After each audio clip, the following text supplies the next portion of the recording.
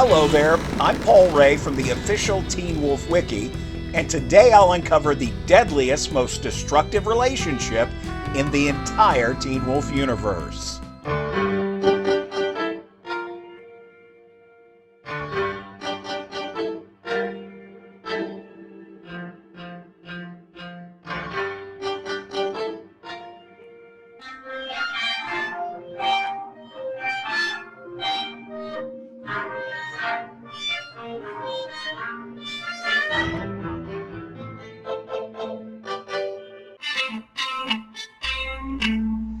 If you enjoy these weekly trips deep into nostalgia and canon of Teen Wolf, consider subscribing to the channel. Also, if you hit the bell, you'll be alerted by YouTube every time I post new material. In case you've been living under a rock since the MySpace era, a ship is shorthand for relationship. For this video, I'm talking about relationships between fictional characters, both inside the canon of the show or outside in the realm of fan fiction.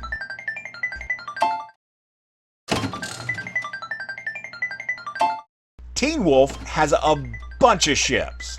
Nearly 200 recognized named pairings and polyams sprang up during the 100 episodes of the show's original run. Okay, we're going to have to go faster than that, or this list is going to take up the entire video. Faster.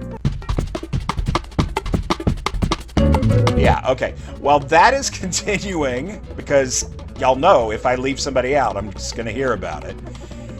If you're a regular viewer of the channel, you should definitely check out Back to Beacon Hill's merch that I did with Represent.com. There's only one shirt to rule them all. It's a limited edition because, frankly, nobody wants it. And once they sell out, no more of that design will be made.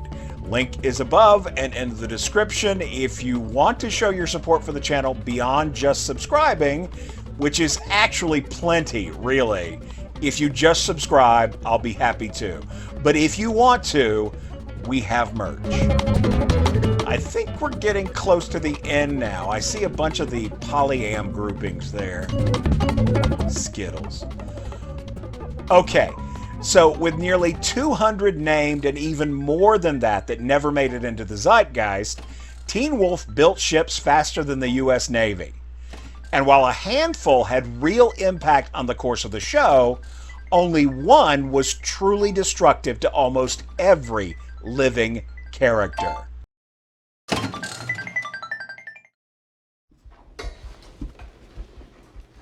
Thanks. First, let's rule out the obvious suspects. Scallison, Scott with Allison, the original in-canon pairing. It was sweet, and then it wasn't, and then it was bittersweet and awkward. Then it got Allison killed. Truly, if Allison Argent had had a different class schedule and not immediately imprinted on Scott McCall as the first friendly face in a new school, she probably would still be alive today. She wouldn't have been in the garage snooping and gotten intrigued by her father's secrets. She definitely wouldn't end up trapped in the school with a monster.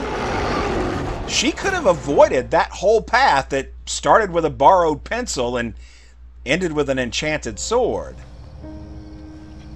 It's okay. But as sad as that is, Scallison is not the most destructive relationship in Teen Wolf.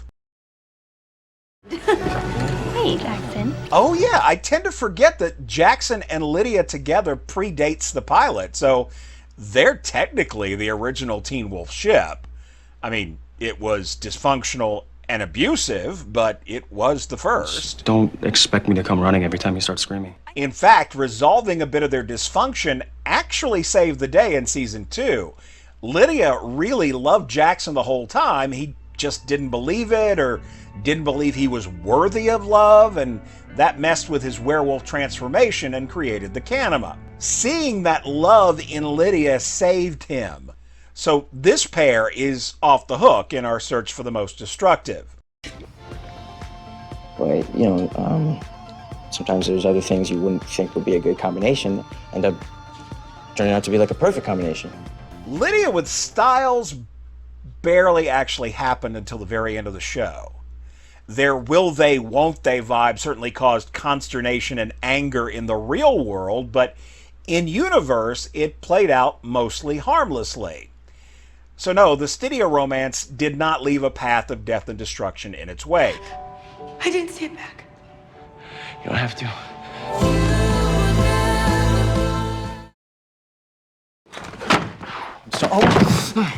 Say one word. Now we're up to the relationship that literally shook the real world, and some might say it threatened to overshadow and maybe destroy the show.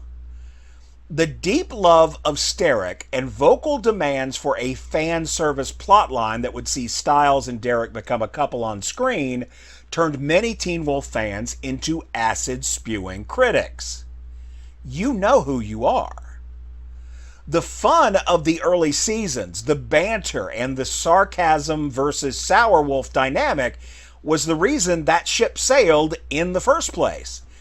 But by season 3, just enjoying the platonic Derek and Styles relationship became a minefield of delicate social interactions in order to avoid setting off the most vicious critics.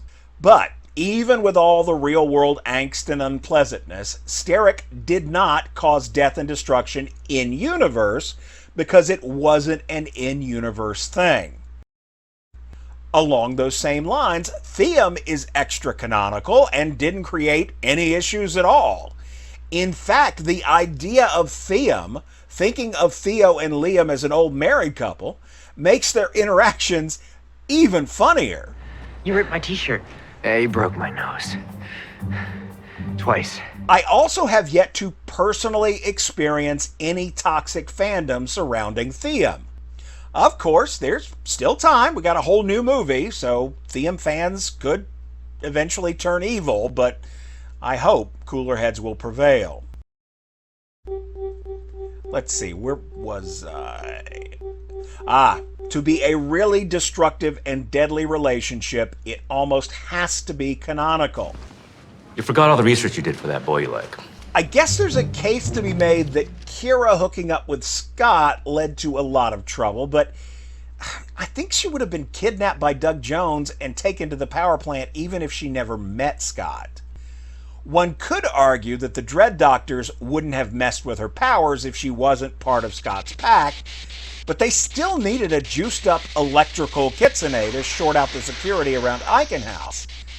So yeah, they would have needed to get her in there one way or another. I think Kira is fucked even without the relationship because she's just such a useful creature for the Doctors.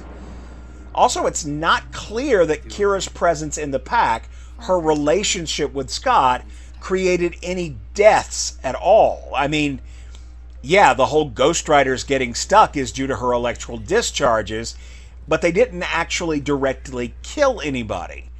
Everybody the Ghost Riders took, with the exception of that one guy, came home at the end of that storyline. Okay, who else? Nope. Weirdly rushed, but not deadly. Kinda creepy and inappropriate, yes, but not all that destructive. I don't get this one at all, but whatever makes them happy, I guess. Here we are.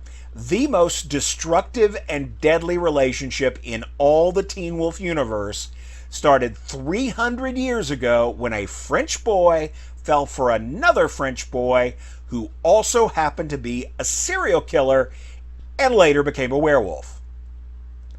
Poor Marcel. He had it so bad for Sebastian and was such a codependent that he even hid bodies for his unrequited love. No matter how bad it got, no matter how high that pile of corpse Legos in the basement, Marcel was still protecting him. But his real OAG behavior didn't begin until after Sebastian died. Marcel just could not let go. He apparently really got into leather and steampunk and started doing human experiments in an attempt to bring his bae back to life. Putting a body count on this one relationship is kind of hard. We know there were hundreds of deaths in France initially, and then the Dreads killed hundreds more teenagers with their experiments in the ensuing centuries.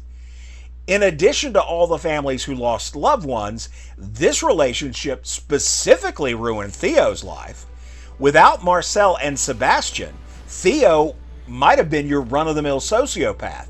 He might even have gotten help for his problems instead of becoming a murderous wannabe. It is a great, epic love story. It spans 300 years. But Marcel and Sebastian, is that Mar-Bastian or Sebmar? Anyway, Marcel and Sebastian are the absolute worst. Thanks for watching. Do the YouTube dance. The more you comment and like, the more people eventually see the video, and the Teen Wolf community grows exponentially. I'll see you next time we go back to Beacon Hills.